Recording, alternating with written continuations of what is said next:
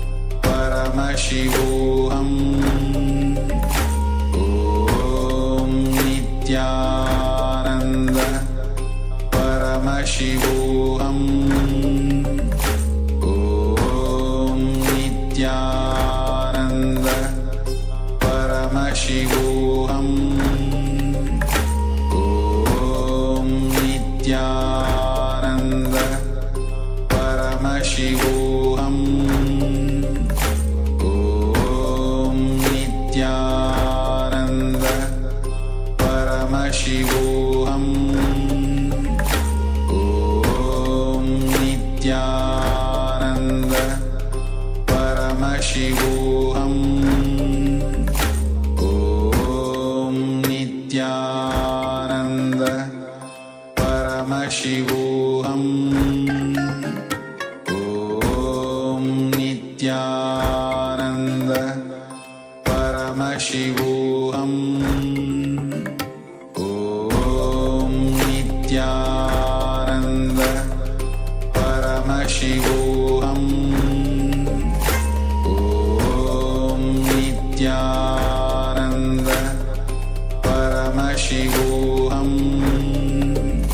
Om Nithyananda Paramashivoham. Om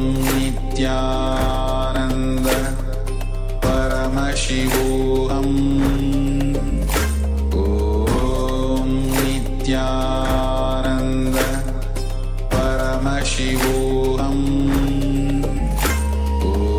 Om Nithyananda Paramashivoham. Om Nithyananda Paramashivoham. Om Nithyananda Paramashivoham. Om Nithyananda Paramashivoham. Om Nithyananda Paramashivoham. Om Nithyananda Paramashivoham. Om Nithyananda Paramashivoham.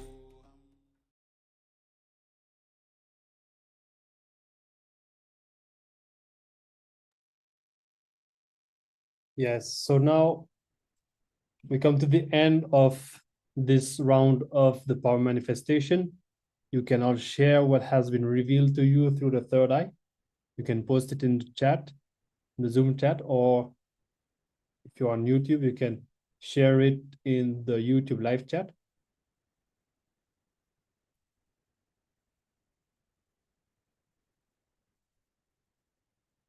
While you are sharing, we will be having the next acharyas joining us for the next session. So Nithyanandam to you all, and thank you for your sincere participation in today's session. And as today is the last day of the Paramashivoham, we also wish that we'll be meeting you all again in Paramashivoham Level 3. And we wish you successful progress and successful journey in your further Paramashivoham. And he'll be concluding for us. And within few minutes, the next acharyas will be joining you all for the next session of the day. Thank you all, Nithyanandam.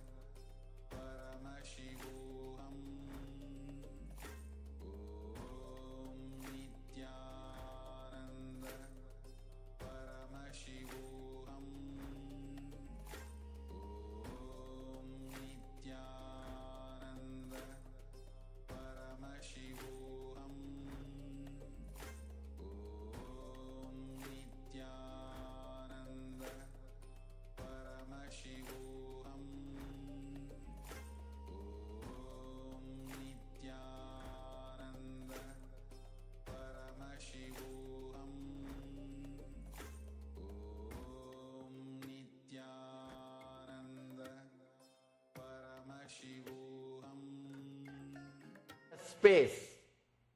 Now, this sutra is delivered to us to give you the understanding or the consciousness of Shiva, to reproduce the inner space of a Shiva.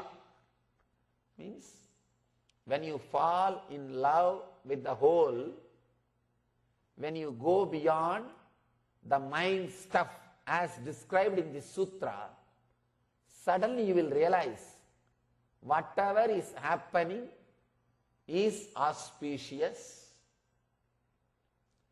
Suddenly you will fall in love with the whole. I want to tell you, what is the reason that we are not able to fall in love with the whole?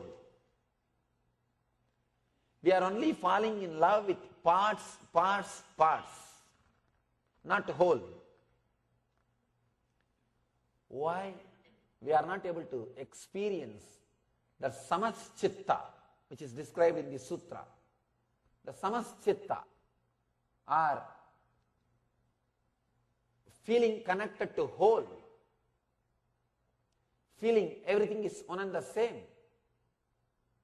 Ramakrishna says, when I became enlightened, I saw everything, including my body, as divine. Everything is divine. Why we are not able to feel that? Why we are not able to feel connected to it? When you fall in love, when you fall in tune, even matter becomes life. Matter comes alive. In Ramakrishna's life, if you see some stories, you will be surprised. Stone speaking to him and doing what he wants. You can't even call that as a stone. You can't call that as a stone. When it responds to you physically, how will you call that as a stone? We have thousands of stories, murtis directly relating with the devotees. There's a beautiful story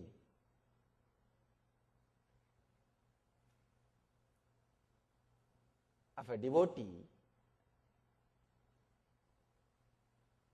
happened in South India, a place called Kanchipuram.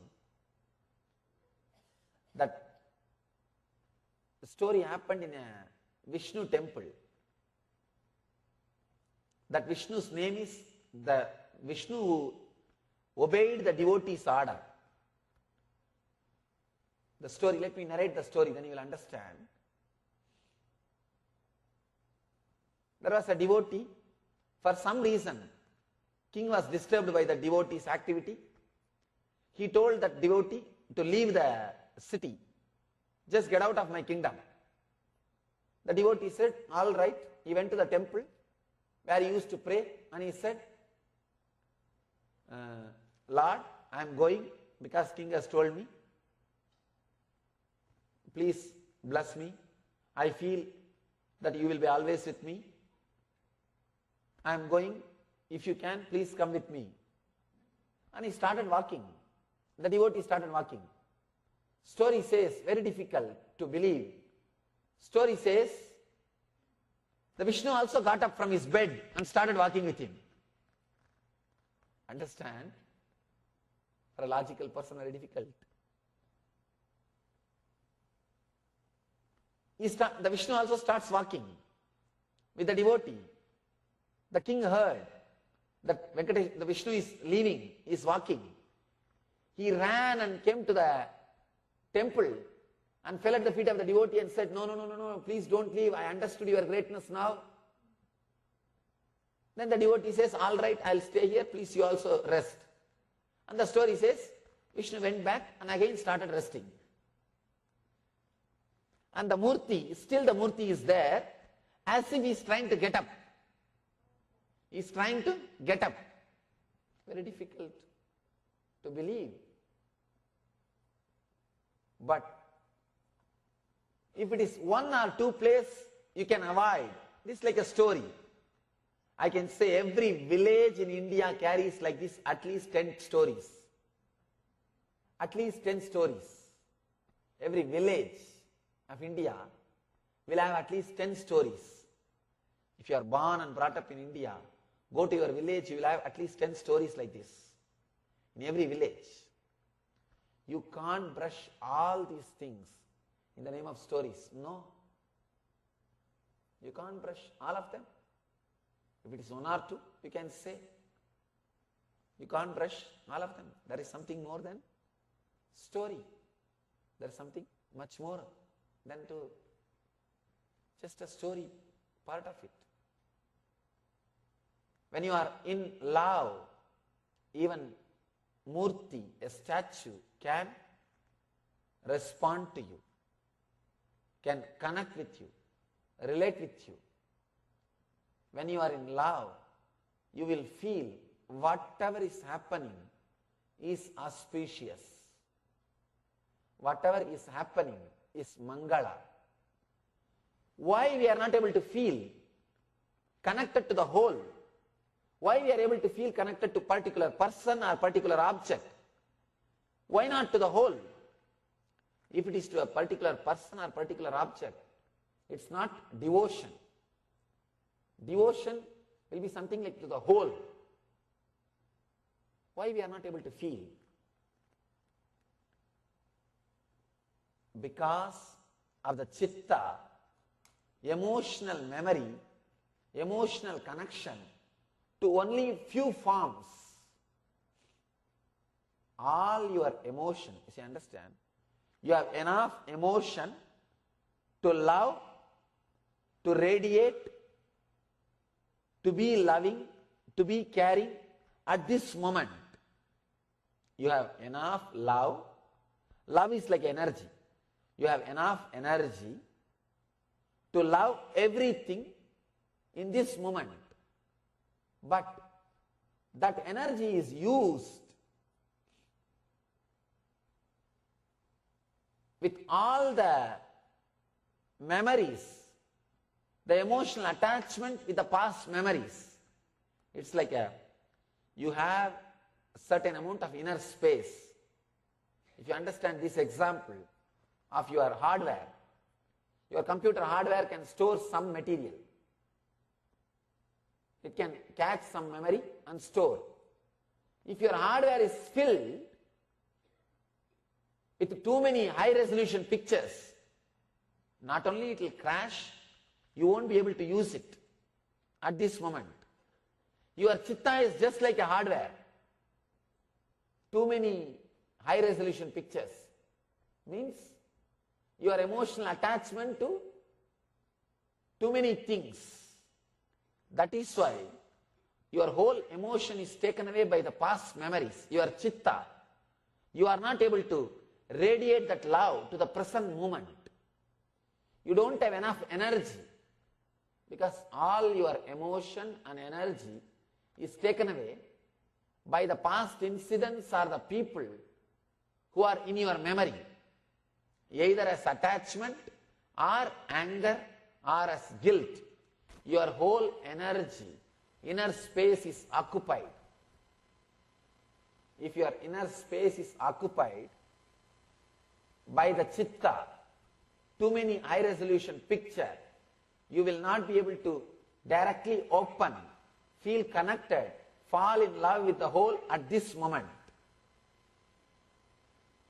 That is why Shiva says, put the mind stuff in such inexpressible, put the mind stuff, chitta, completely away and enter into your being, heart. Now you will feel everything happening around you is auspicious.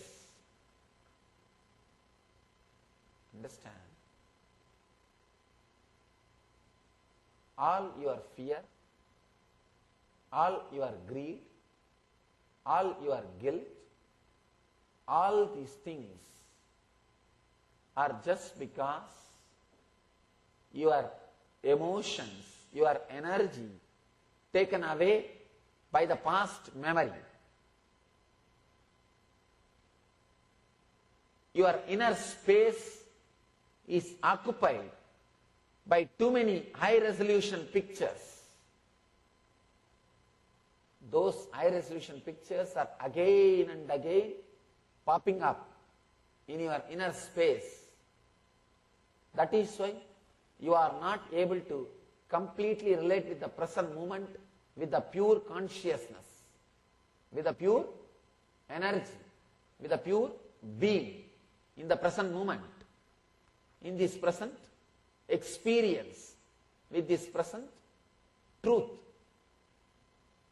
Anybody whose inner space is not filled with high resolution pictures, like too many emotional attachments, will be able to feel connected to anything. You will feel connected to anything you are in, wherever you are put. The other day, in a meditation camp, I was telling, try to relate with people without asking about their past identity or telling about your past identity.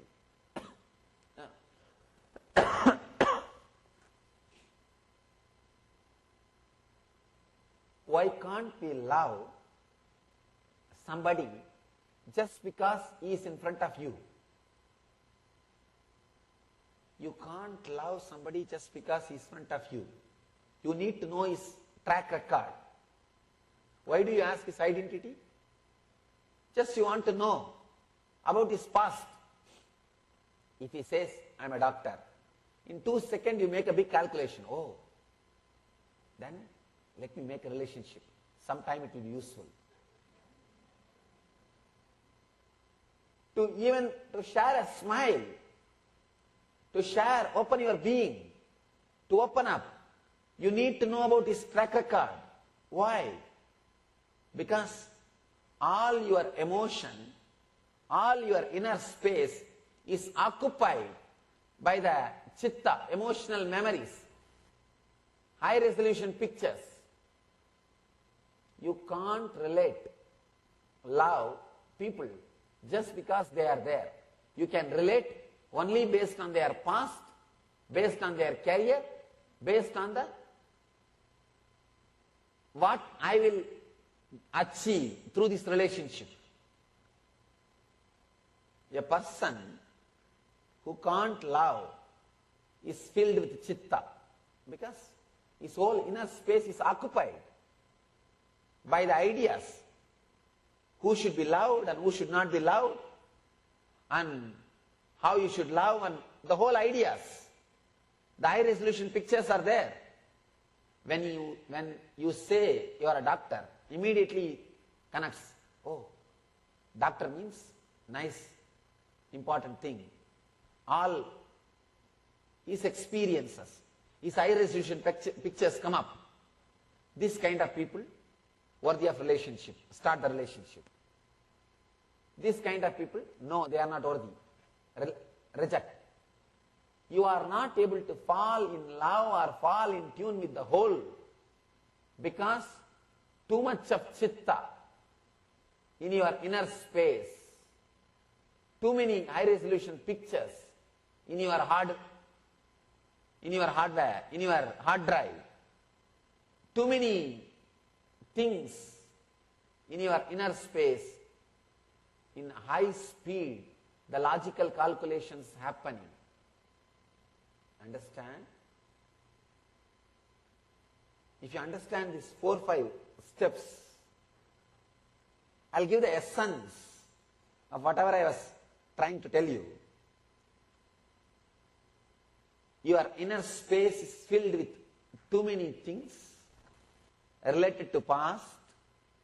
Your chitta is filled with too many high resolution pictures, like your hard drive.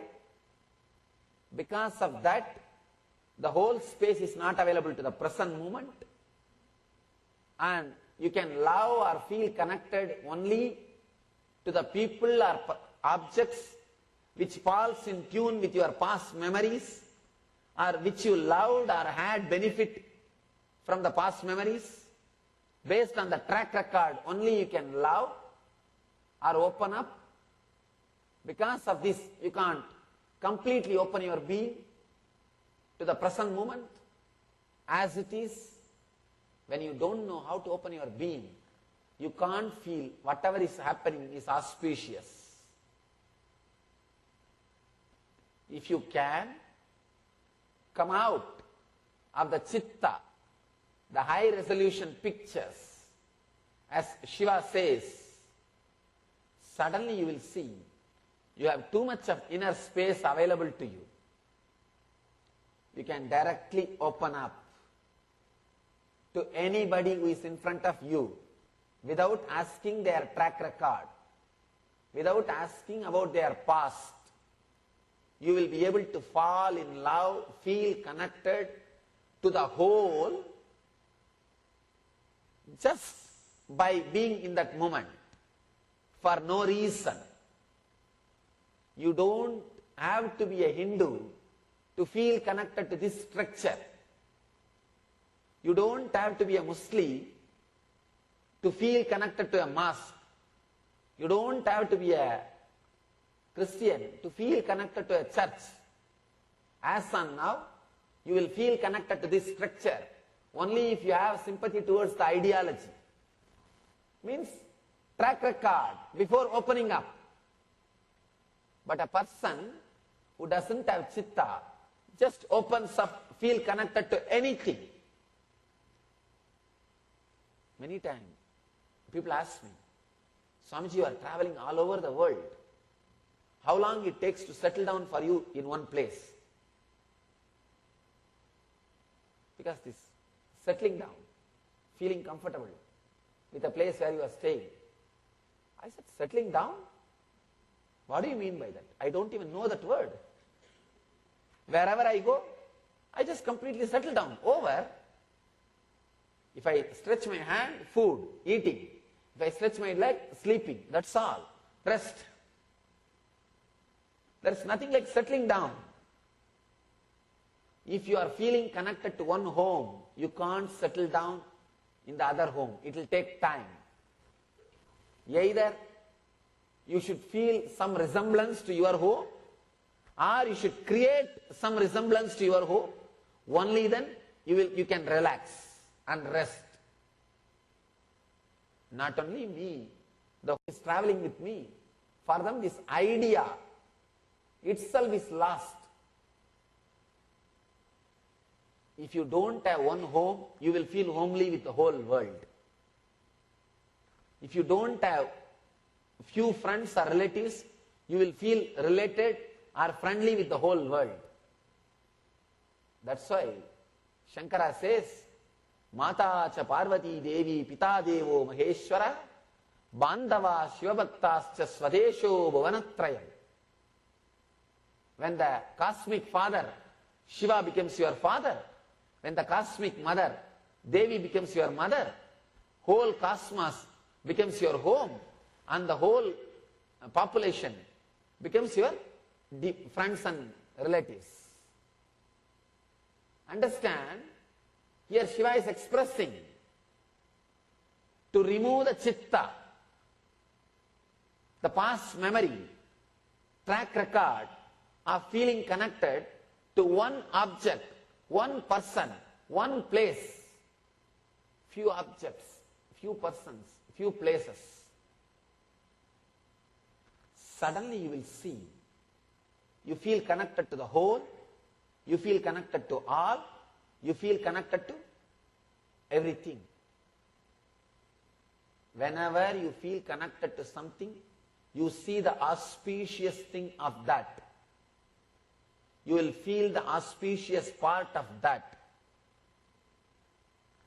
To tell you honestly, when I felt connected, sympathetic towards the Western culture only, I understood all those auspicious things done by them.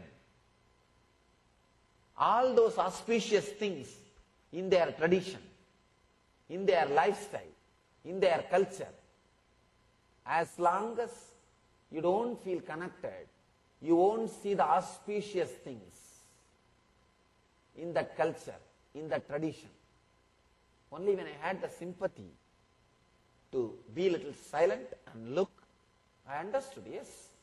There is so many auspicious things. So many auspicious things happening. One more thing. If you feel connected to something openly, honestly, your inner space will be filled so much with the auspicious things.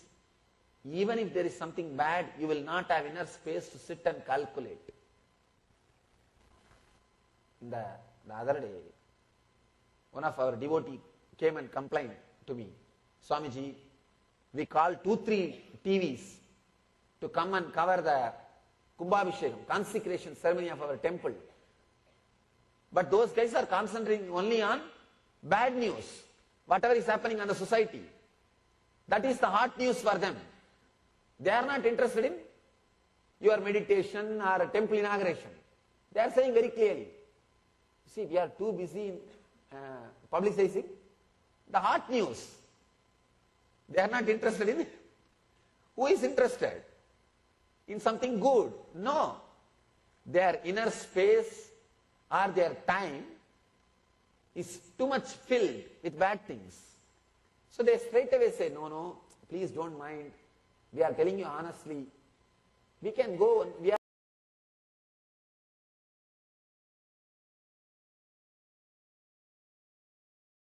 Paramashivoham Om Nithyananda Paramashivoham Om Nithyananda Paramashivoham Om Nithyananda Paramashivoham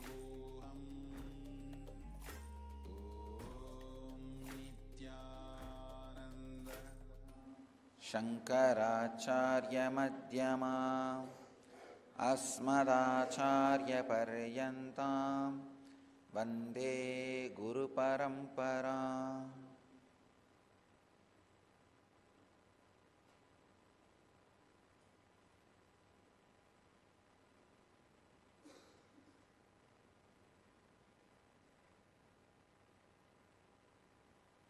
I welcome you all with my love and respects.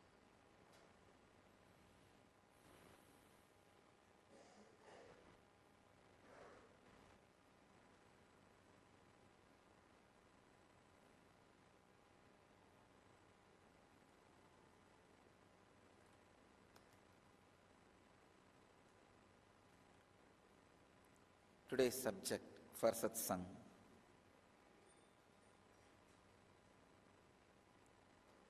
uncover your inner light.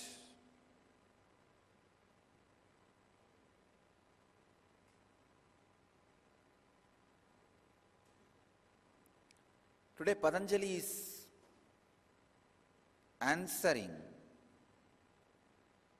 and giving solution for one of the major problems all seekers and human beings face in the life.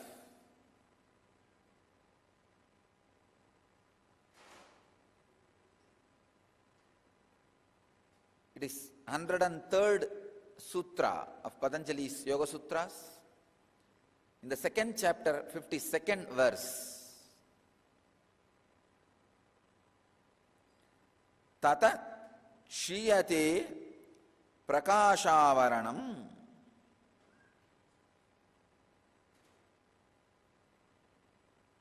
Swami Vivekananda translates this sutra as, by that the covering of the light of the chitta is attenuated. Swami Prabhavananda translates as the result of this, the covering of the inner light is removed.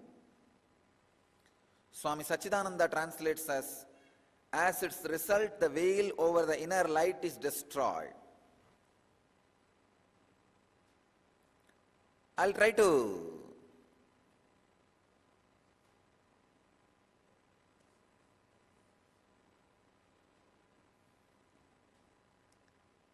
give my translation.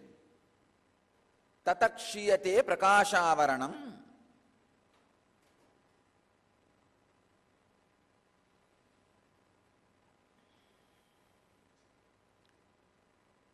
This sutra is the continuation of yesterday's sutra. Patanjali says in the last sutra,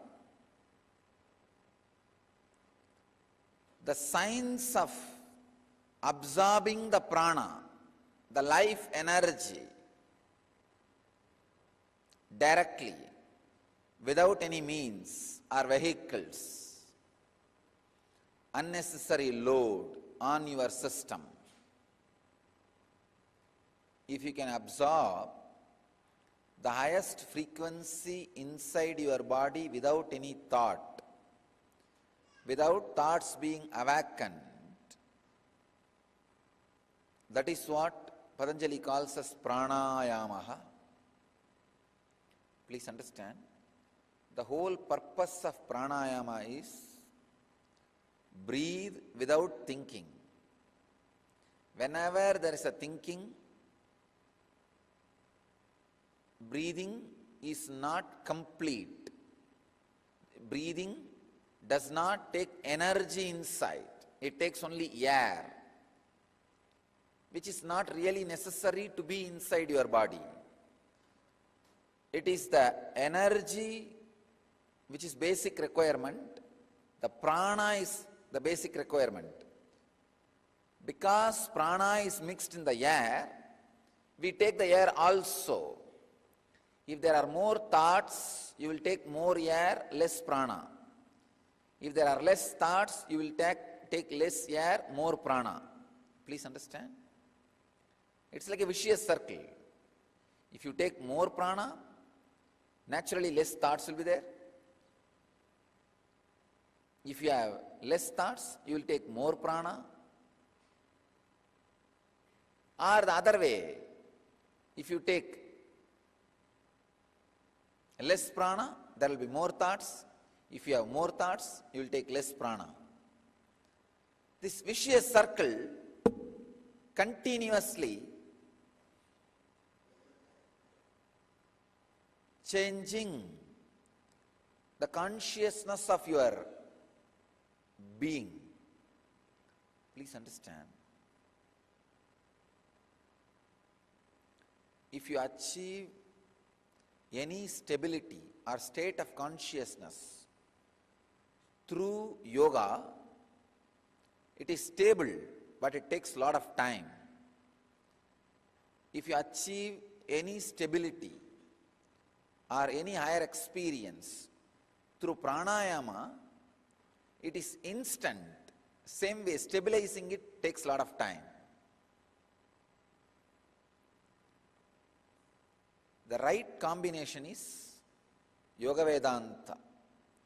Yoga, pranayama, and Vedantic mental setup.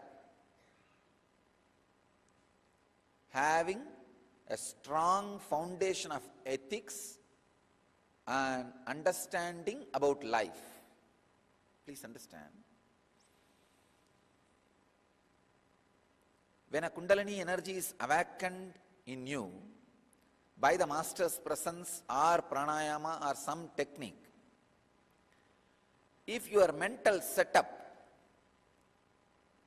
is based on the eternal truths, for example, what you think as life. If you think life is only the time you are going to live in this body, immediately the energy awakened in you will be drained. If you have the understanding, life is eternal, my identity with this body and mind will be constantly changing. Just this simple understanding about life, the energy awakened will stay in you permanently. Please understand. This is what I call yogic body and Vedic mind and yen life. I am changing it now. Vedic body, yogic body, Vedic mind, yen life.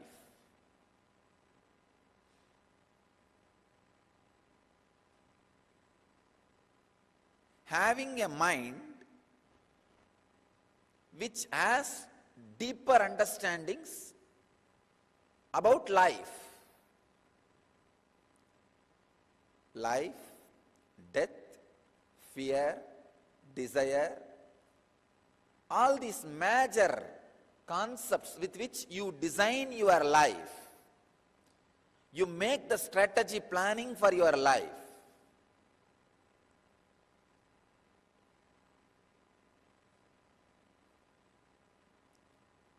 Again and again I have seen the hypocritic people, people who cheat.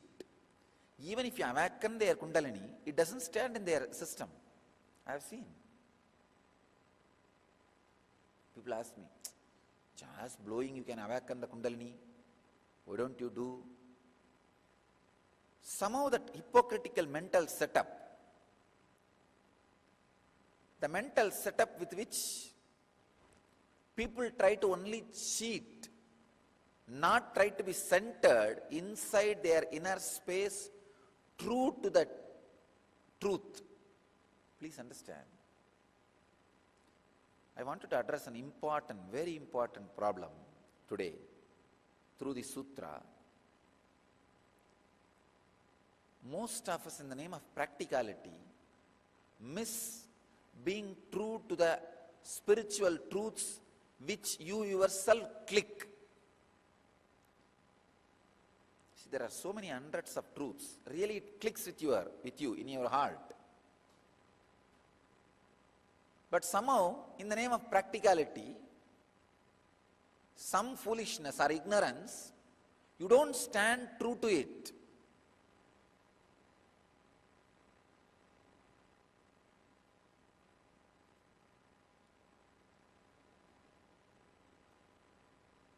Just last few days, I was reviewing the life of brahmacharis and brahmacharinis.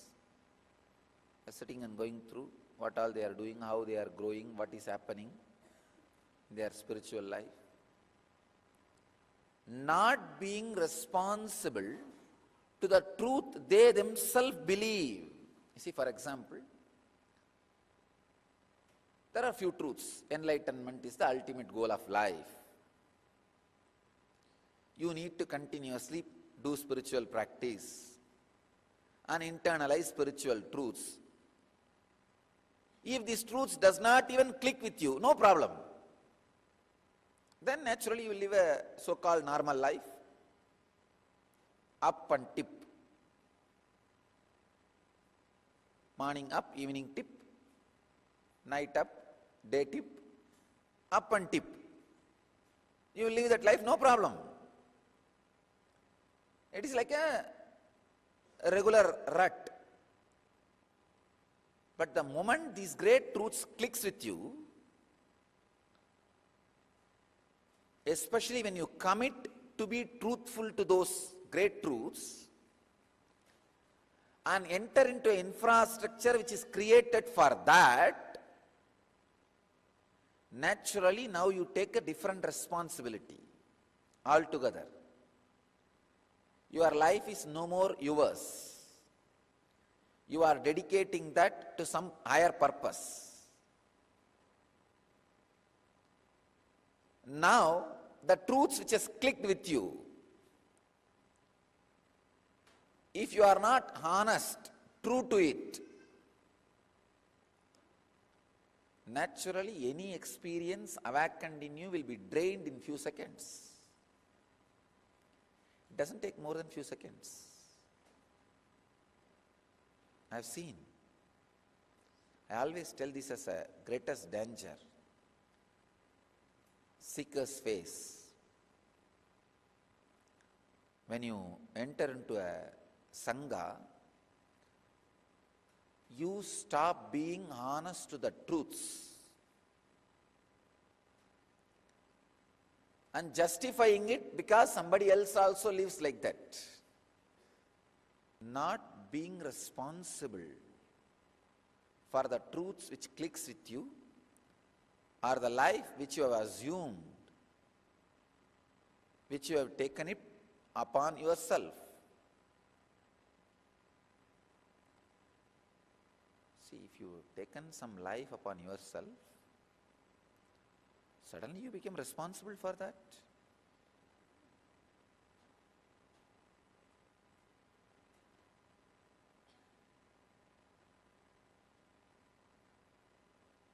A person who takes the life of a doctor becomes suddenly responsible for the patient. Person who takes the life of a seeker becomes responsible to be completely honest, truthful to the truths which clicks inside him. Yogic body means intensely working and aligning your body to the highest peak of health. Vedic mind means intensely adding the deeper and deeper truths of life and establishing those truths as the basic pillar for planning your strategy about life. Life means living those strategy in the life with responsibility.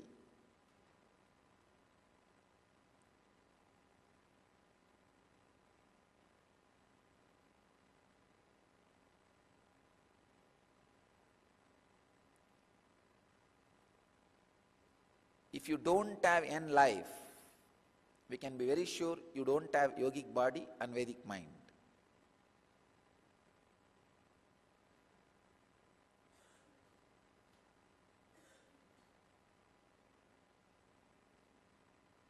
One of the biggest problem seekers and ordinary people face is the low mood because of arrogance. Unable, or not even unable, doesn't want to look into the problem. When you don't want to look into the problem, you enter into a kind of an arrogance which says, okay, what is there? Any after effect, I'll face it. But when it comes only, you will understand, you will not be able to face it. The mind which says it will face will just escape and disappear, dump you and disappear when you really have the problem.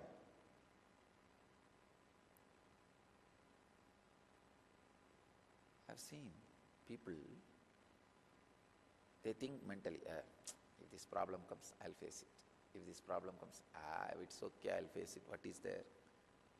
Even 1 inch of that problem comes, they will not be there. The mind which said, we will face it, will not be there.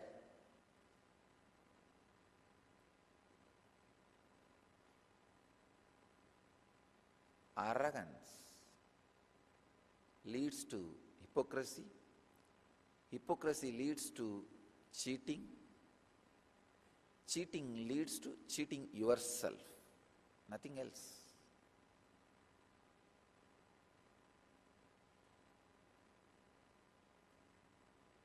Surrendering to your Satan, devil.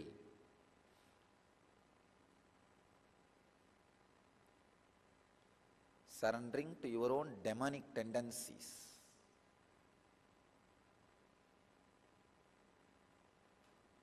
Don't think demon means it will come with the 2 big horns and big face, big moustache, and will come and press your chest. No.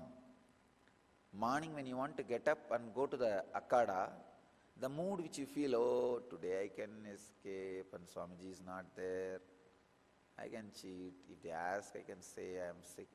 That is demon. The mind, the ideas which does not lets you to be honest to what you yourself believe or what has clicked with you, for what you have taken the responsibility, is demon. That's a straight thing, leads to low mood and depression.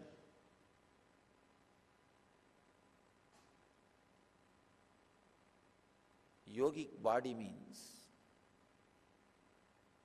squeezing the body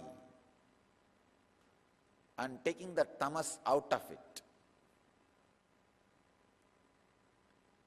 When you do an intense yoga or do weightlifting, bend your body, the pain which happens in your system is because of the tamas, understand, not because of body. the amount of pain is directly related to the tamas you carry. Decide to squeeze the body, you will suddenly see the pain will not be there. Pain is just your decision and silent cooperation to your tamas. Nothing else. So by the time you bend your body 3 times, 4 times, oh, I think I have done too much. Who is watching? Who is seeing? It's okay.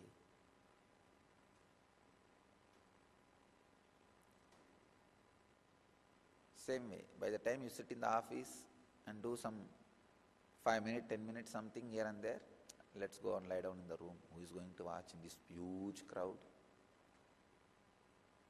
Nobody is going to watch. But who is going to fall into the ditch of depression? You. Nobody else. Not being honest to the truths which clicked with you is what I call covering of the inner light. See, if the truth has never clicked with you, no problem. If you never even believed once that enlightenment is the ultimate possibility in the life, that should be the goal.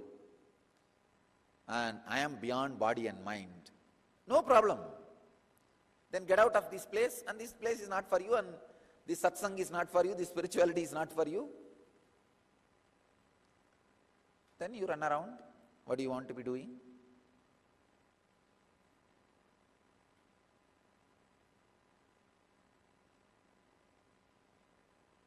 I have seen people doing that. Let them live as they want. No problem. At least you will not have a Sangha Sabha. You will not have one more sin of Guru Droha. When you take up these great truths as a responsibility of your life, understand? Then suddenly your very necessity to exist changes. If you are a doctor in the society, your necessity to exist is curing some patients. If you are true to that necessity, that's enough. If you are an engineer, your necessity to exist is just build some buildings, infrastructure. So if you do that, that's enough, done. If you are a lawyer, your necessity to exist is defend the Constitution.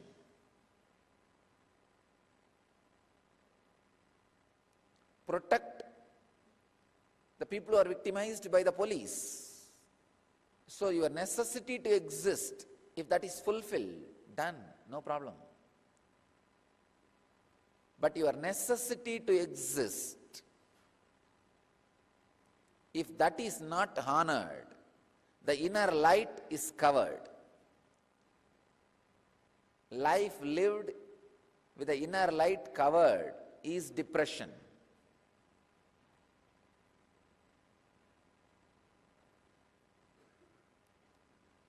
Usually whenever people come to me with some disease, either I heal or I tell them to take up any other therapies required. Whatever I can heal, I tell them, I'll heal it, don't worry. If I feel maybe they need some therapies from outside, I tell them, go and have that therapy also. See, not having clicked with the higher truths is not sin. But having clicked with the higher truths, but not being honest to those truths is the worst sin.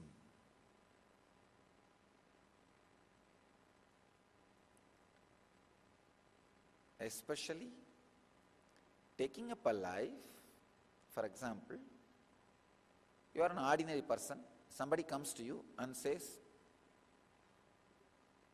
he is having heart attack, if you don't do anything to him, if you don't protect him, save him from the heart attack, you are not a sinner because you don't know. You have not taken the responsibility of a doctor. But if the same guy goes to the doctor, and if the doctor does not try his best to save his life, it's a sin. It is against the oath which he has taken, the hypocrisy oath. Just because of the responsibility you have taken, you are bound to live the truth honestly to the extreme possibility. Just because of the truth has clicked and you have taken the life to honor the truth which has clicked with you. Now, it is your responsibility to be honest to those truths. Not being honest to the truths based on which you took the life is what I call covering of the inner light. That is what I call demon. Sit and look in. Let everything boil down to few truths. Actually, your whole life, why you are running, why you are functioning, will boil down to few truths.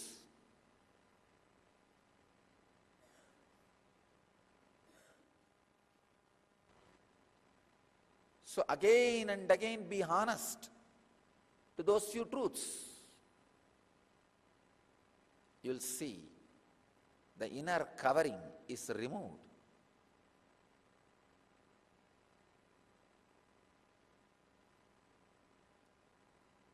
The inner covering being removed is the fruit of pranayama, means absorbing the pranic energy directly from the cosmos without breathing.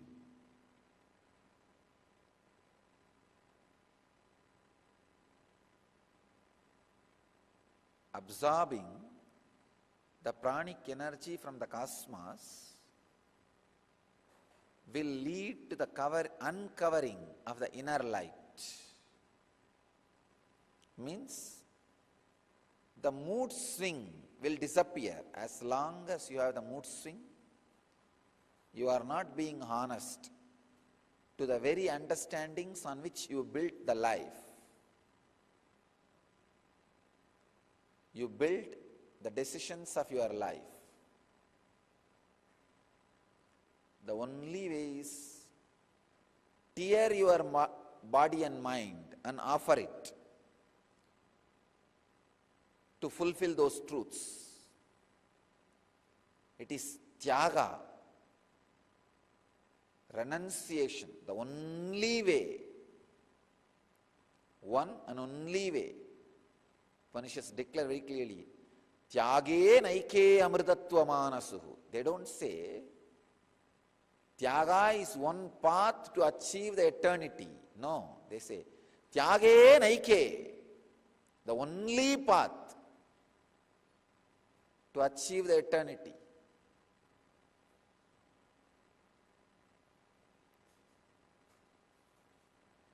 There is no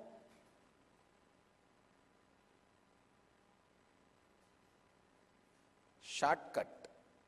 That shortest cut is straight line. The shortest distance between 2 points is a straight line. Shortest cut is straightforward path, nothing else.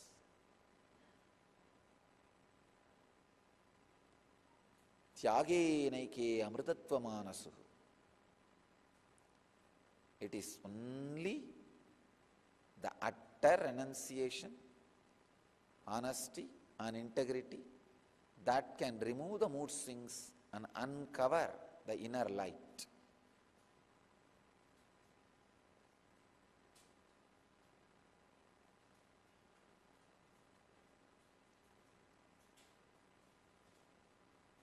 Pranayamaha,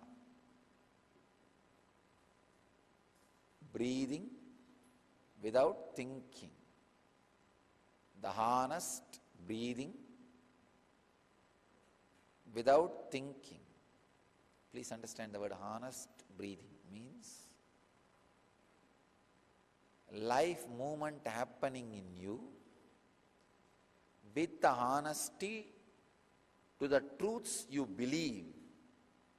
You will not have any thoughts. Please understand. Thoughts are nothing but you trying to justify the life movements happening in you, which is not honest and true to the truths you believe are clicked with you as life. Please understand. Any great truth which has clicked with you as a basic strategy for life, as a basic idea to run the life, if you are honest to it, you don't need to have thoughts. Look into yourself. If you are having thoughts to function, live your day-to-day life, you are deviating from the honest thoughts or the foundation on which you are building the life. For example, if you pick up the basic truths which clicked in your life, on which you are building the foundations of your life, and living, being true to that foundation, you don't need thoughts to run your day-to-day life. No.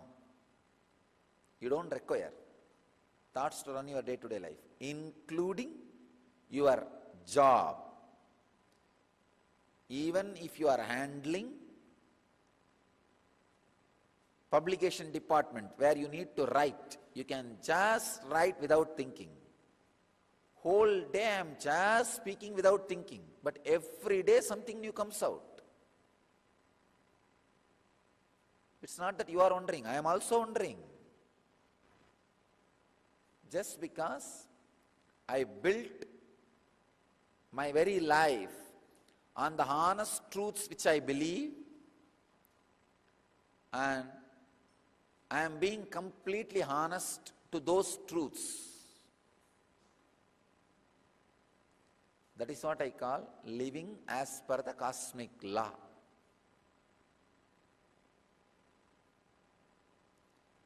Living as per the cosmic law means living with the honest truths on which you put your foundation. If you feel, oh God, there is no truth I honestly believe or clicked, then you are a Chandala. Better try to click with some truth, or there is no or. Just try to work, dig out, and click with some higher truths.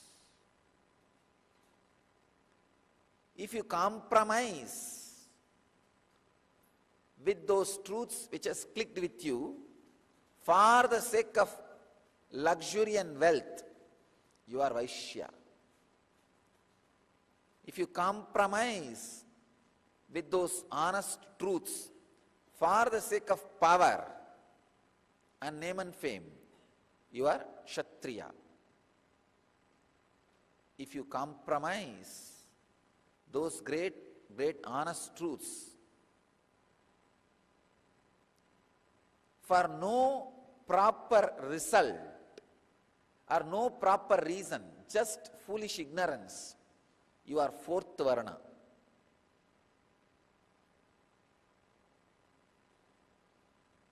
If you don't compromise with that honest truth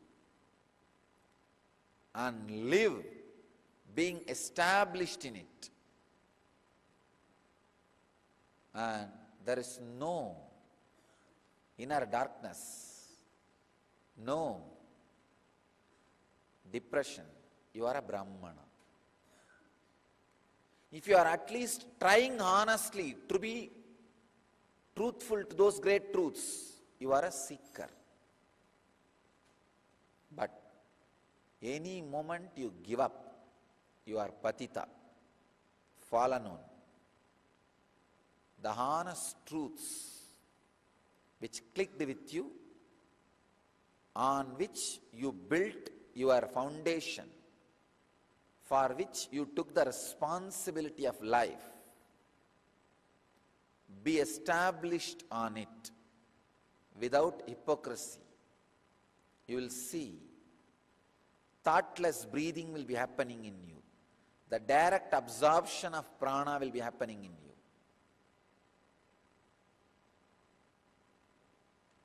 You can do it in two ways. Either create Vedic mind so that pranayama happens in you, or create yogic body, pranayama will happen in you. As I said, bend your body, squeeze the body and get the depression, get the laziness out of it. Put the extreme physical practices like intense Surya Namaskars on your body. Of course, don't destroy it, don't have anger towards it, with the feeling of training it, making it better. Then naturally you will not abuse it. Create yogic body. You will have that eternal Nitya strategy in your inner space for Ananda life. If your strategy is based on the eternal truths, Nitya, you will have Ananda in the life. Then again, you will have the end life, because you will absorb the prana without breathing. If you are honest to the understanding clicked with you, whole day the sincerity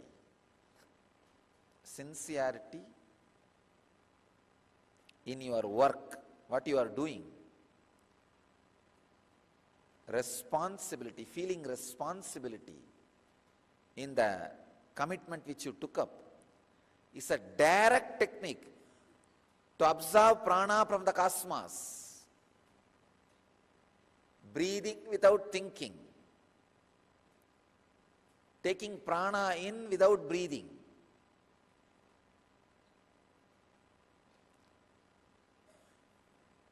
If you have both the yogic body and Vedic mind, you will see very clearly. End life is happening.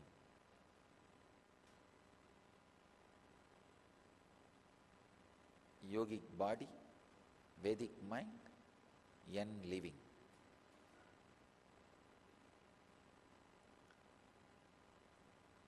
Uncovering the inner light is achieved by the pranayama. The Patanjali's word, tatakshiyate prakashavaranam, thereafter the veil covering of the inner light disappears.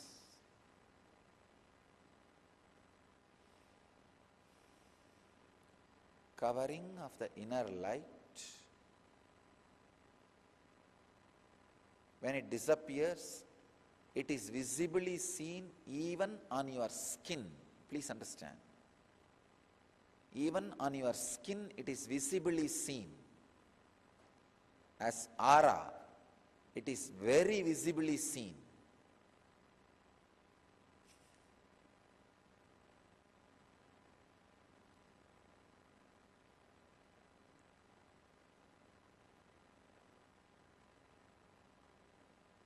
It may be very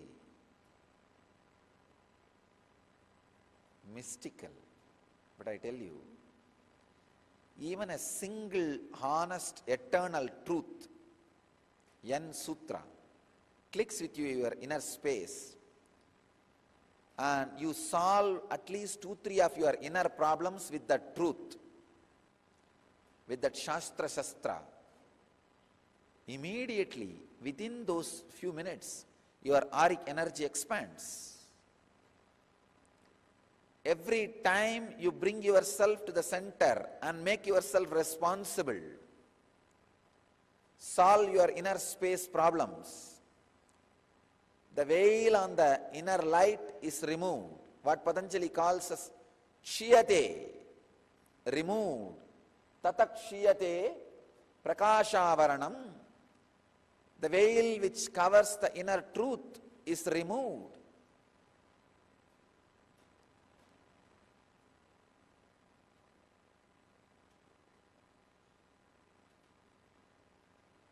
There's a beautiful verse by a great saint from Tamil Nadu in his sacred sentiments called Thiruvasagam. He sings, Uninai Urukki, Ulloli Perukki.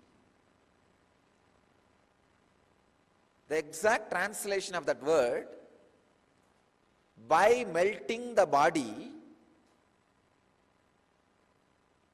shining that inner light, what exactly Patanjali wants to tell, uncovering the inner light by melting the body. Create yogic body, you will have Vedic mind, and naturally yen living. Be honest and sincere to what you are doing. The idea of productivity is not inserted into your system for any other purpose.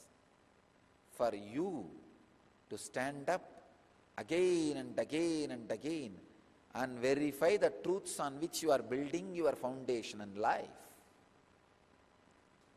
I have seen very clearly in my life, the people who never think or bothered to be productive and responsible to the Sangha were always lived in depression.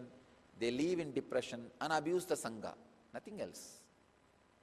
That's why I always say that I am afraid of people who don't take responsibility.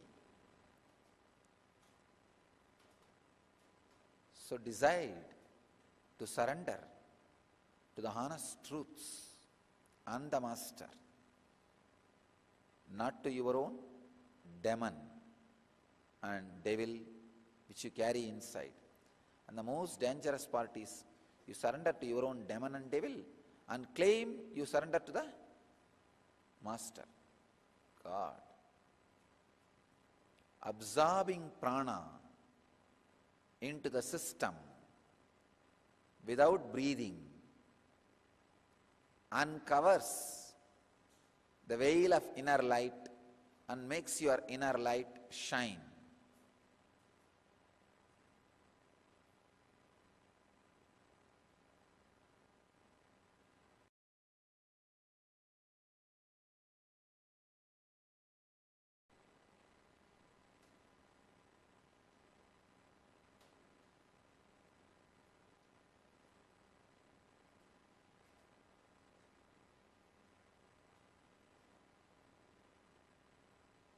I bless you all to achieve, experience, live, express, radiate and share the eternal bliss. Nithyananda. Thank you.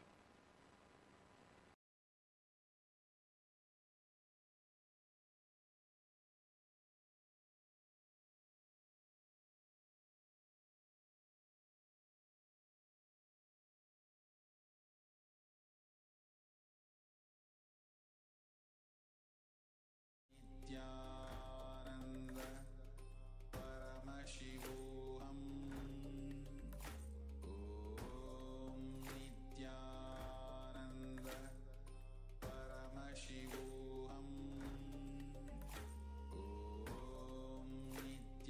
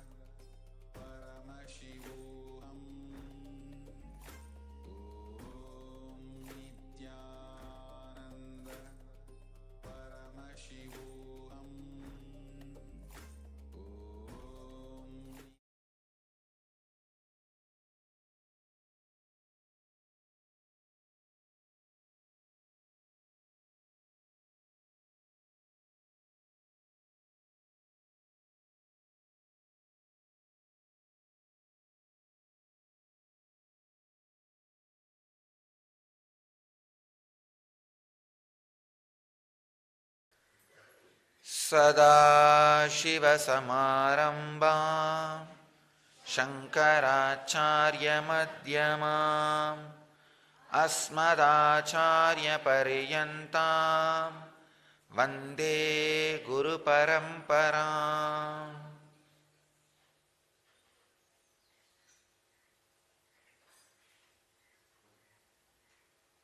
I welcome you all with my love and respects. Today's subject for satsang is the open the door to yourself.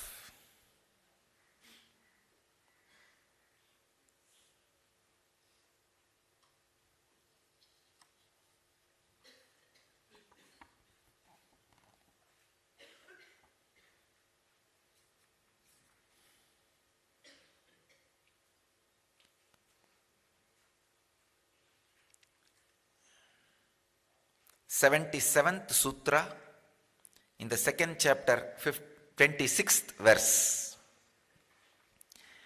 Viveka kyadir a viplava hanopayaha.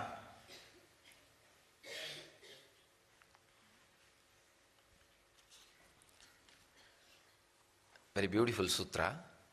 Swami Vivekananda translates this as: the means of destruction of ignorance is unbroken practice of discrimination. Swami Prabhavananda translates as: ignorance is destroyed by awakening to knowledge of the Atman until no trace of illusion remains. Sachidananda translates as: uninterrupted discriminative discernment is the method for its removal. So, the key word in the sutra, vivekaha. Viveka is the key word. What is viveka?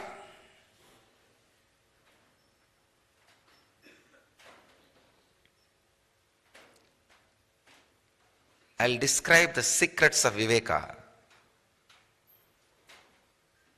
The first thing you need to understand about Viveka is, day before yesterday, when I introduced the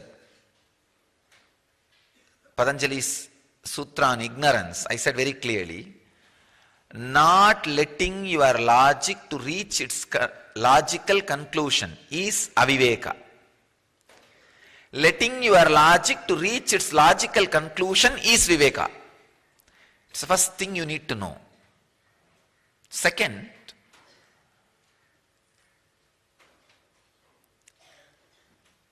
ability, courage, which will make sensitive, your whole system sensitive to how you think, act.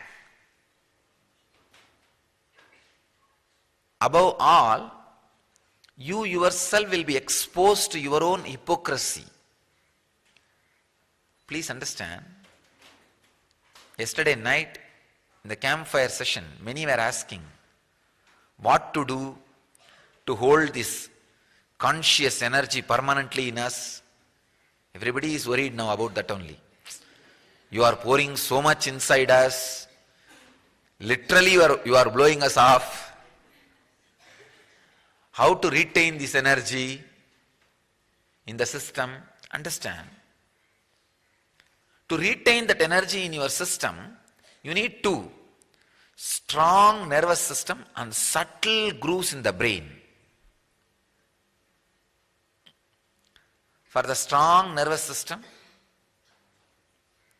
heavy yoga, samana yoga, means completely balancing your whole prana flow. And for the subtle grooves to grow, intense unclutching. Intense yoga and intense unclutching.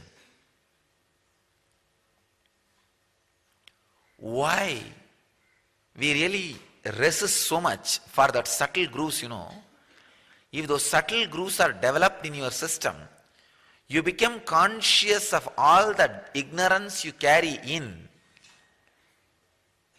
And naturally all your actions has to align with the authenticity and honesty of your being, which is too risky.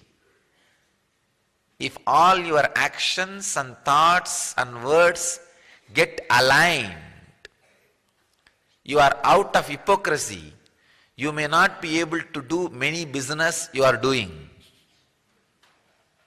Please understand, when I say many business, I mean not only the profession which you do in office hours. Many of your relationships are business. I have seen people doing business with God. They go to him and say that, oh, you give me in lottery 1 crore, I'll give you 10 lakh. If you don't believe me, you yourself deduct the 10 lakh and give only 90 lakh. People do business with God. At least God doesn't speak back. You can somehow manage. But unfortunately, these guys do business with Guru also, who speaks back. Now, I have seen people bargaining with me. You do this, I'll do that. I just laugh at them. Even in relationships, you go on doing business. If you become more aware, more conscious, many parts of your lifestyle will tumble down. Many ways you think will be crushed. Not only think, many ways you perceive the world itself will have a cognitive shift. The main reason for this ingenious program is to retain the subtle grooves of the brain as it is, even when they grow old in the kids' brain. That's the main purpose, because they have those subtle grooves. You make them thick-headed like you. No, really. Never ever think you bring them up, you bring them down. Kids are not brought up, they are brought down.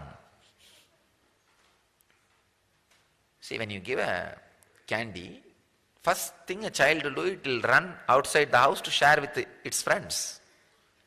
Share with his friends or our friends. That's what in Indian village happens. What do? Hey, eat here itself and throw the cover. Don't go out. That is the first step. Oh, then I will have to eat only all by myself.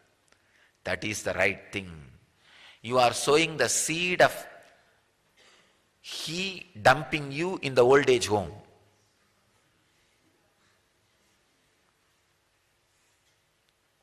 When he grows old, when you grow old, then he decides. Same logic he applies. I should swallow everything by myself. Then why is this old man, old woman sitting here and wasting my time and energy and money? You go to old age home.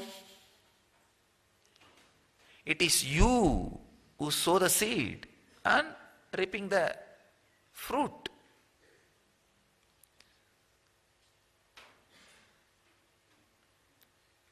One of the most dangerous thing about Viveka is you cannot tolerate hypocrisy even in yourself. Too much of boiling will happen.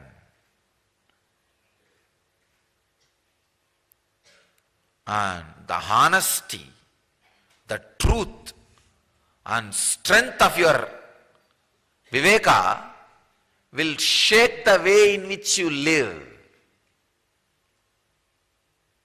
I have seen sometime when people honestly go through meditation programs and awaken themselves, going back to their lifestyle is almost like a hell.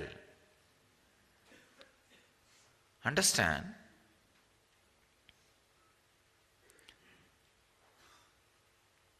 actually I've specialized giving enlightenment to IT people. See, look around me. All my ashramites, organizers, everybody, 80% are IT people. Because whenever an incarnation happens, he concentrates mainly on the suppressed, deprived people who are in hell. So he has to liberate them first. I think this time IT is my specialized area. All around 90% of my ashramites, my organizers, my satsang coordinators are all from IT field. All right, let me give you a story on IT.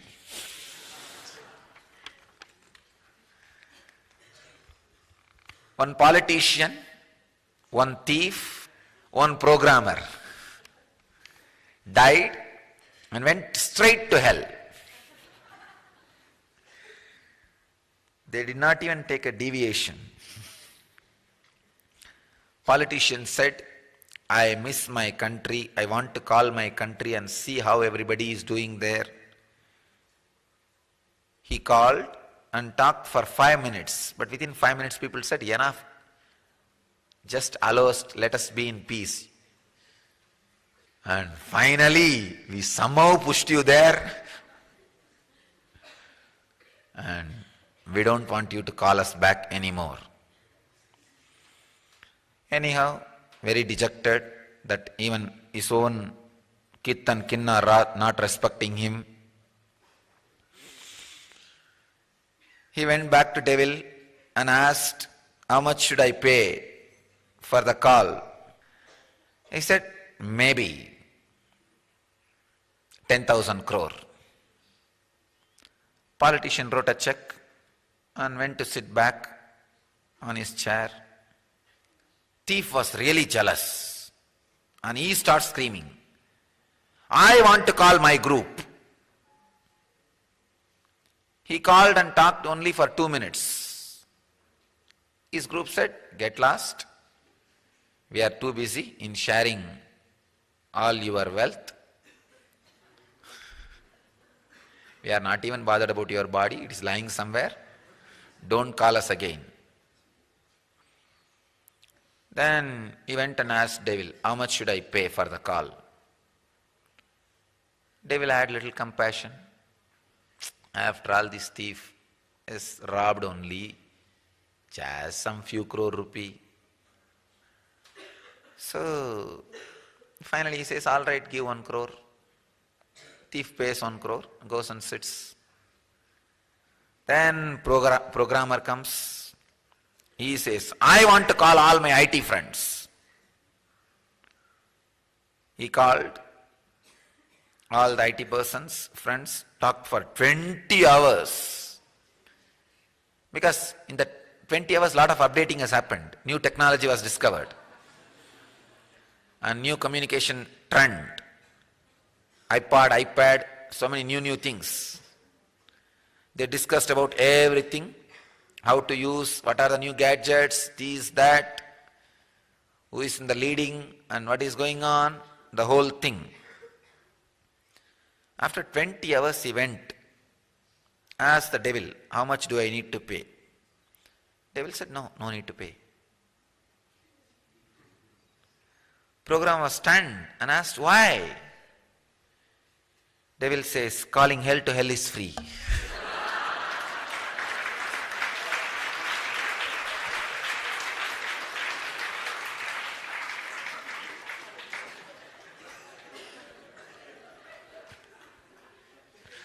So I am working specially on hell.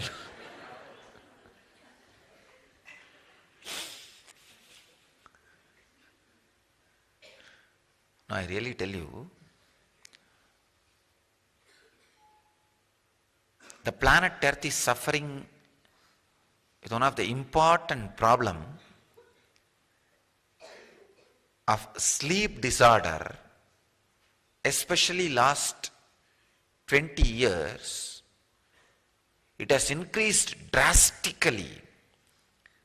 The sufferings related to altered states of consciousness. Man has started staying more time in the lower states of consciousness.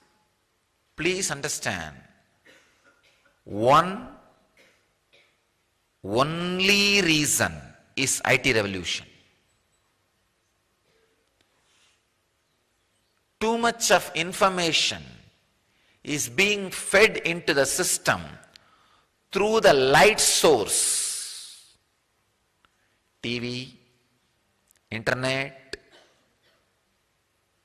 computers, cell phone screen. Too much of information being put inside you with an artificial light alters the state of consciousness you reside and puts you into the lower states of consciousness. Really, I am telling you. Please understand.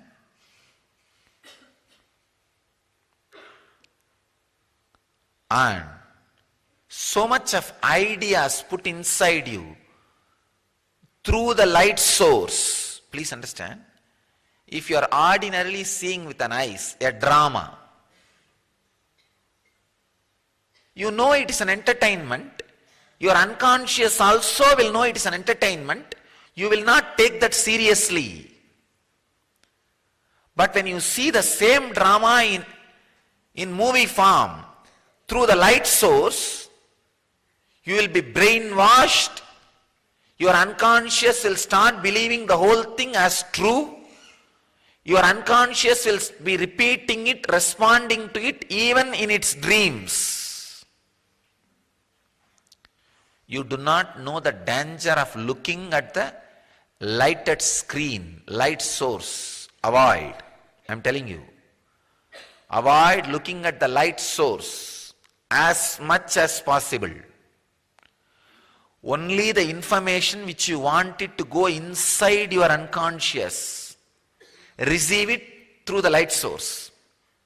If you want, the master's message should go inside your inner space, then see it through laptop, see it through computer, see it through television.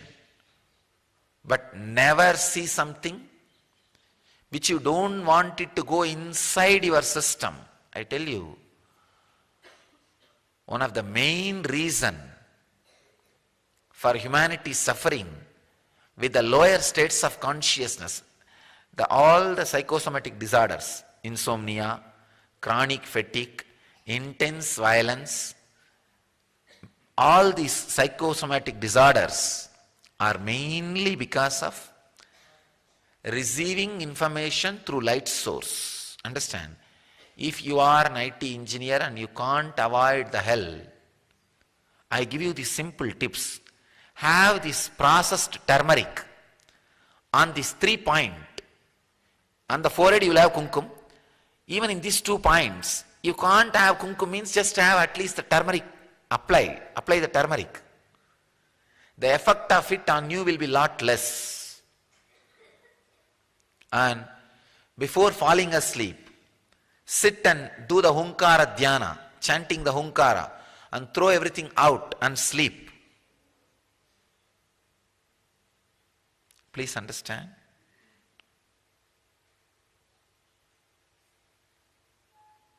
It's really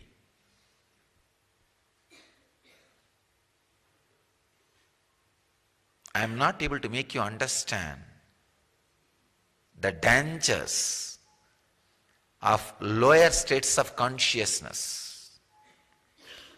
IT revolution is responsible for raising collective negativity. It is not the IT revolution itself, for what for it is used. That is responsible for the growing collective negativity. In a way, that is responsible for my incarnation to happen. Because the growing collective negativity needs to be nullified, cleared. Please understand. Falling again and again back to the lower states of consciousness naturally makes your brain hard. The subtle grooves do not get awakened. You become insensitive to the principles on which you build your belief and which is source of your energy. Please understand. The principles you believe,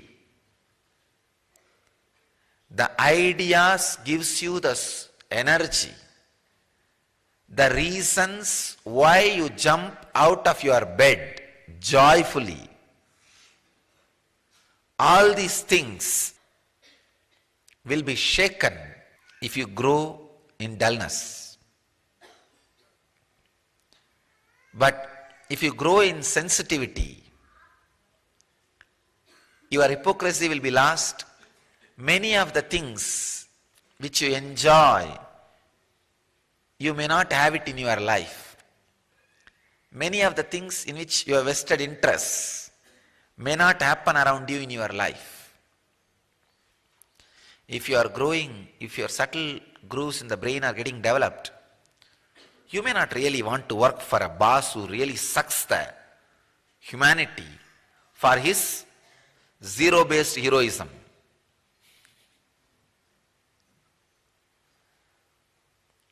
In the whole world, there are only three kinds of heroism.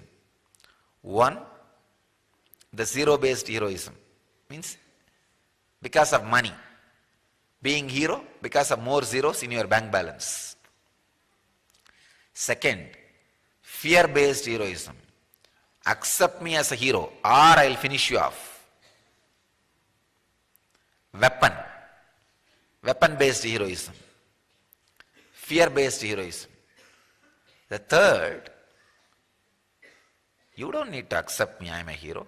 I am just a hero by myself.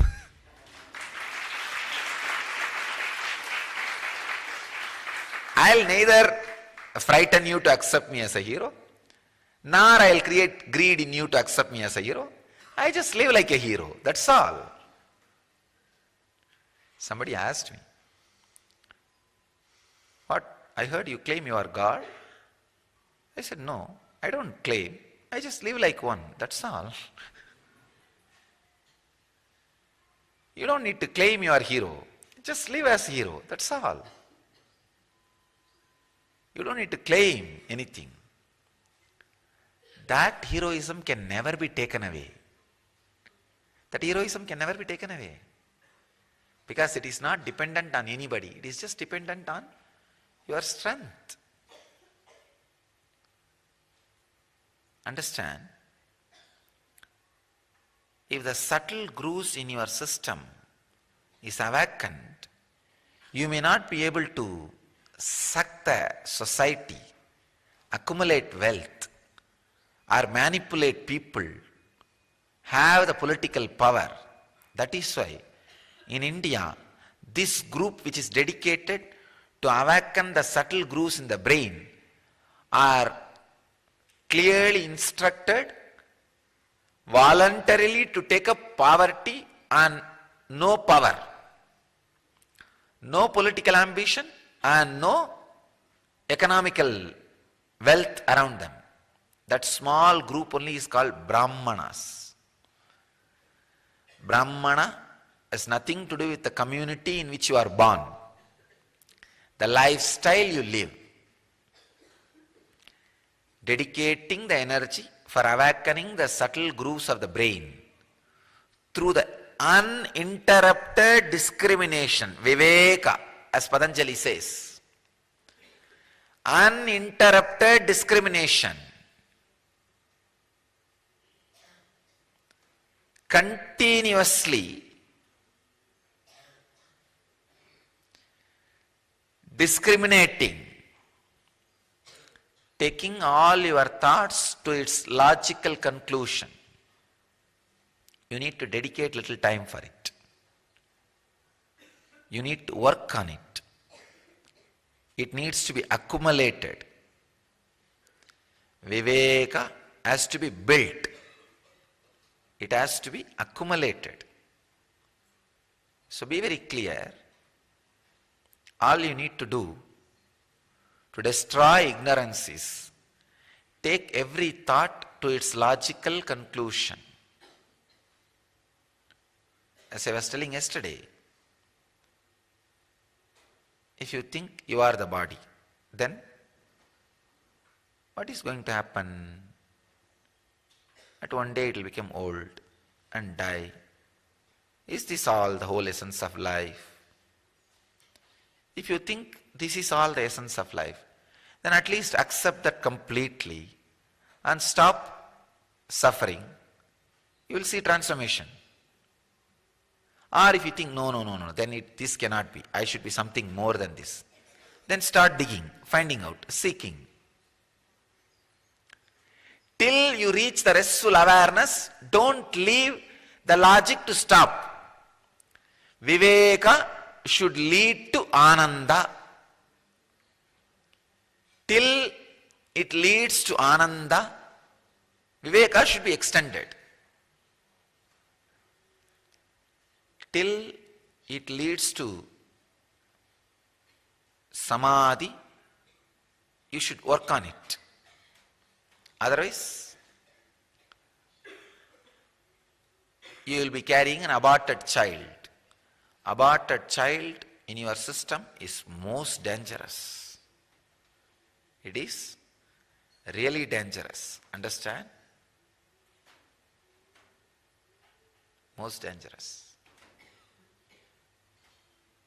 Take the logic to its logical conclusion in every line. Whether it is your concept about wealth, concept about life, concept about body, concept about soul, concept about anything. That is what I call Viveka. Viveka cannot be translated as discrimination. It's a too poor word. Viveka means moving. Viveka means beyond moving. Just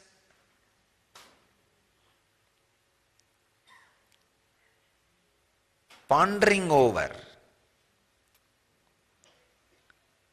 sitting with it, sitting on it, filling yourself with it. That's what we call Viveka. So, today's message is Viveka Kyatir Aviplava Henopayaha. The means of destruction of ignorance is unbroken practice of discrimination. Ignorance is destroyed by awakening to knowledge of the Atman until no trace of illusion remains.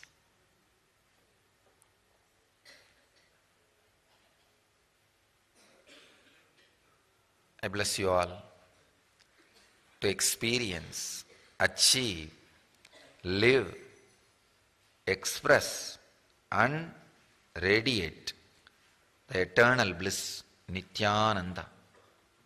Thank you.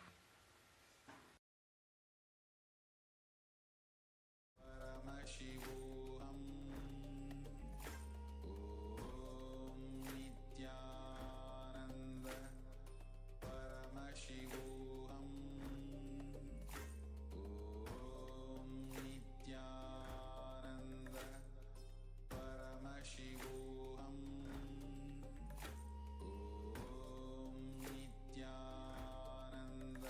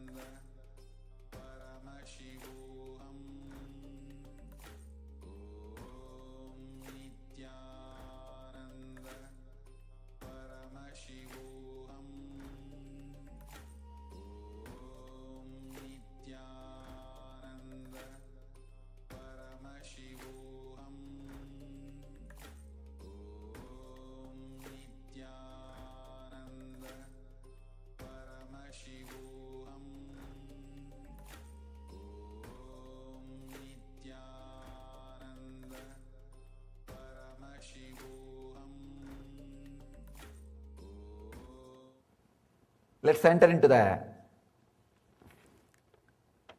today's question, then we'll enter into the sutras.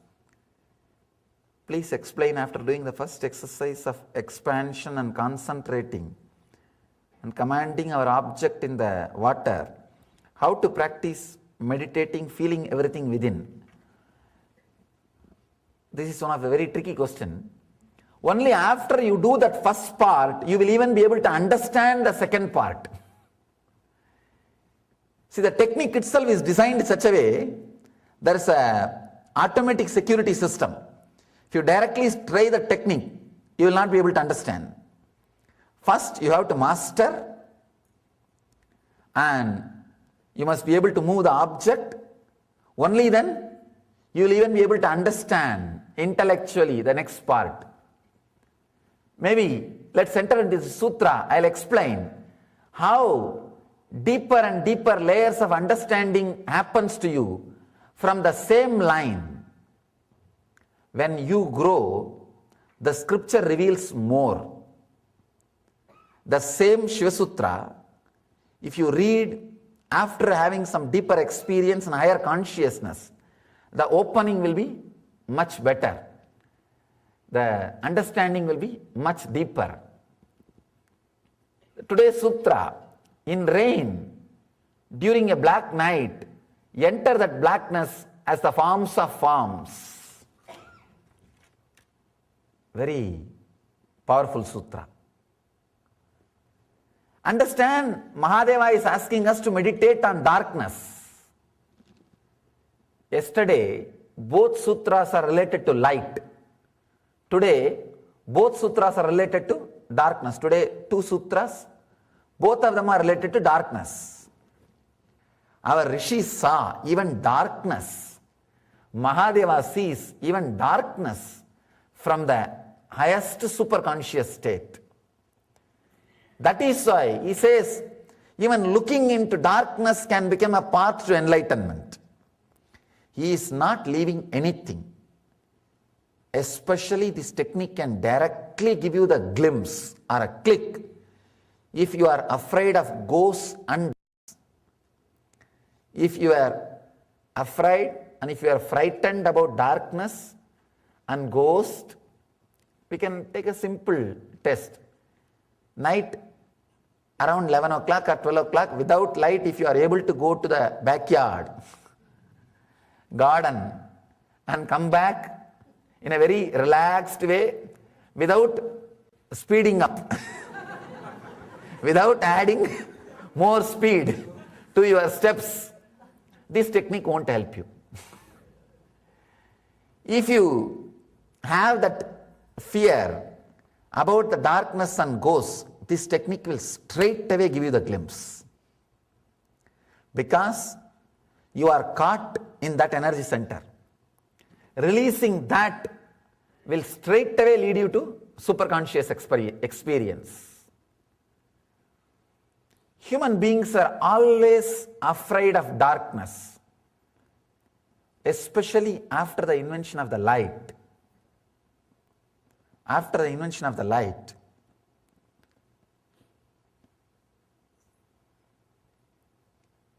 I have seen the Vibhudananda Devi, who was my inspiration. She will read even in darkness. Fortunately, even now, I am able to read in the darkness. Utter darkness it may be. Sometimes these guys will be surprised. They will come and knock the door. Say, yes, come in. When they open the door, they may be expecting, because light is not there, I will be resting. But I will be sitting and reading. They asked me, what happened, Swamiji? I said, I was feeling too lazy to get up and switch on the light, so I started reading. I have seen her reading in utter darkness. From her I learnt the technique. The simple technique. For 1 month, if you don't look at the light source directly, any tube light or light, don't look directly. Don't watch TV. Wash your eyes. Your eyes will get that ability to see in the darkness back. And of course, this technique. this technique and not seeing the source of the light directly, just for a month. Understand, your mechanism, your biomechanism, the system which you are carrying is the best system. It is updated, upgraded, evolved, developed than any animals. When cats can see in the darkness, sorry, not the cats which are growing in your homes, no, wild cats can see in darkness. But I saw, unfortunately, the pets which are being brought in the homes, they are not able to see in darkness. They are struggling. But the wild cats and wild dogs, even now, I have seen in our ashram, in the night time they can see. When animals can see in darkness, why can't we? We lost that quality because we never remain awake during darkness. Either you are always with the light, the moment you switch off your light, you close your eyes. Sometimes both happen simultaneously, automatically. After you switch off the light, you don't even think you can see. You always close your eyes. Just try to experiment today also. Today try. The moment you switch off the light, automatically your eyes will close. Because that has become program. We never remain with open eyes in darkness. First thing, we are always afraid of darkness. The second thing, we never understood or nobody taught us, in darkness also your eyes can start functioning.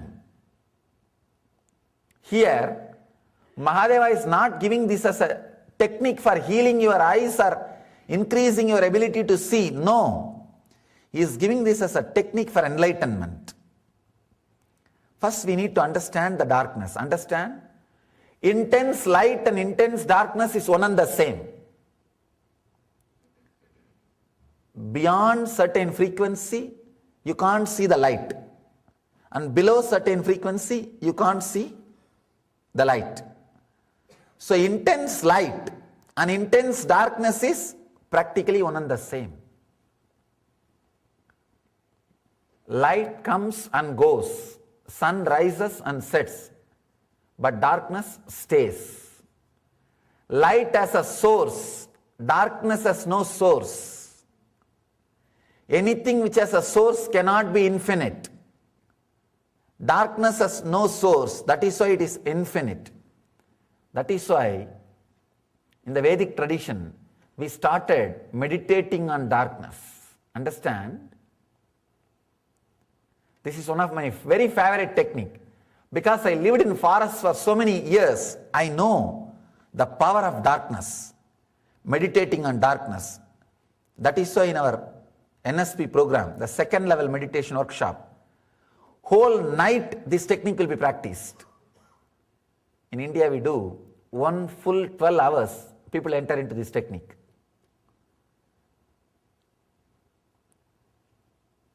Understand, you are born out of darkness. The darkness which exists in mother's womb. Darkness is not negative as you think. It is intense, healing, motherly, positive energy. Understand? The darkness which stays in your mother's womb is an intense power. When Shiva describes here darkness, he is not saying the empty vacuum darkness which is there in the graveyard. Not the Shunya, he is talking about Purna. The full, the darkness which is the power, which is energy, out of which you came, the mother's womb. The darkness which is there in your mother's womb is the energy out of which your body is created. It's called causal body. Karana Sarira. The Karana for your Sarira. Darkness is the karana, root cause of your sarira.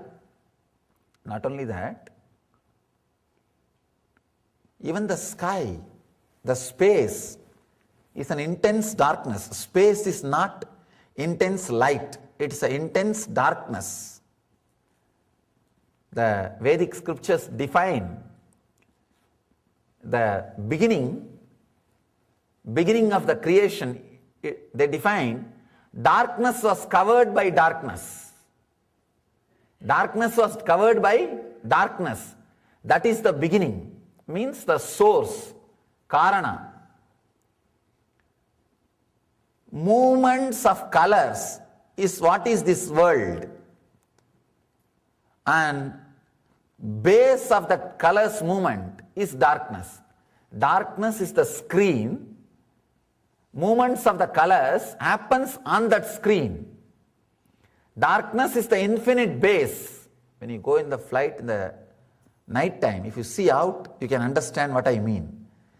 The space is darkness. Darkness is the only thing which is. Anything else is added, comes and goes. Darkness is the base material for whatever is. That is why the energy which stays, which is inside your mother's womb, the darkness, creative energy, is what we call Mother Kali. That energy only is described as Mother Kali. Understand?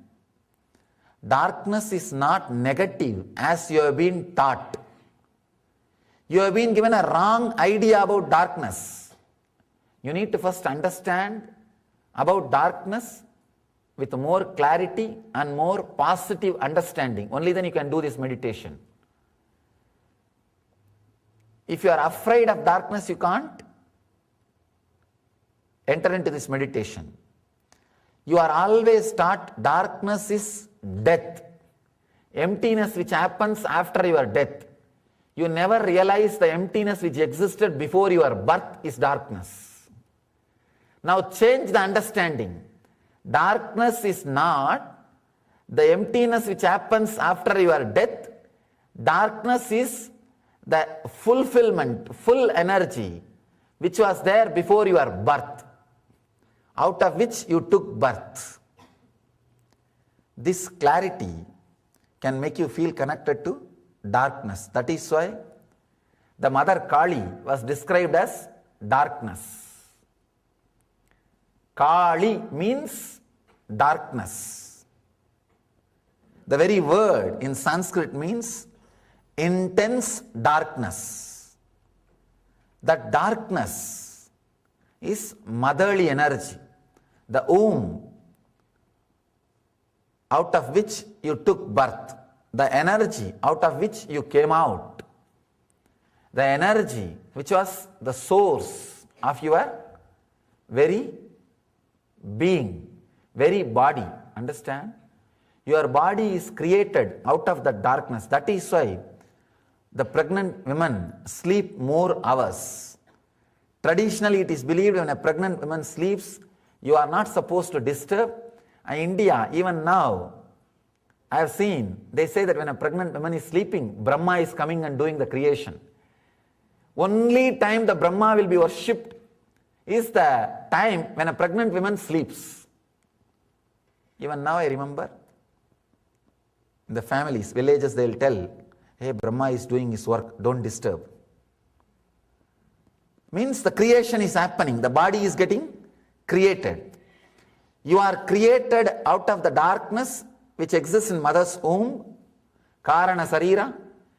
Every day you fall into the same Karana Sarira, same energy, and rejuvenate your body. Your everyday sleep is nothing but going back to the same source of energy which is there in the womb. That is why all the pillows are imitation of the mother's womb. Pillow, bed, sleeping pose. See the sleeping pose. Everything is nothing but going back to the mother's womb, going back to the same energy. going back to the energy which exists in mother's womb. You are out of that energy, you are created out of that energy. Every day you go back to that energy and rejuvenate yourself. You rejuvenate yourself. You are recreating your body, repairing your body. You come out fresh, healthy, energetic. Kali is not, as we understand, a destructive force. No. She is the mother out of which everything comes out. Everything comes out. She is the mother of creation. And you can see her 4 hands. The right side, one hand will be giving Abhaya and another hand Varada. Left side, one hand the sword and one hand the head. Sword, head. The sword denotes the knowledge, and the head is a destroyed ego. When you cut your ego with the knowledge sword, you are protected and blessed. That's what she means. That is the meaning of the metaphysical truth expressed through Mother Kali's form. She is the energy of darkness. Understand? Right understanding about darkness will change your whole idea about life and light. You will not be addicted to light. Try this technique. It is a very wonderful technique, very powerful technique. In rain during a black night, enter that blackness as the form of forms. One more thing, person who is not afraid of darkness will never fall into depression. Will never fall into depression. Depression is nothing but a fight between your need for rest and your desires which does not allow you to rest. Your inner space needs a kind of a silence. Once in a while, a utter silence, relaxing into the deep darkness, the causal body. But your fear about the darkness, even the quality of sleep will be reduced if you are afraid of darkness. Fear of darkness, I have seen many people don't, so much of fear, they won't even fall asleep. They will come out. Unconsciously, they carry so much of fear of darkness. Even the quality of their sleep is disturbed. Quality of their sleep will be disturbed.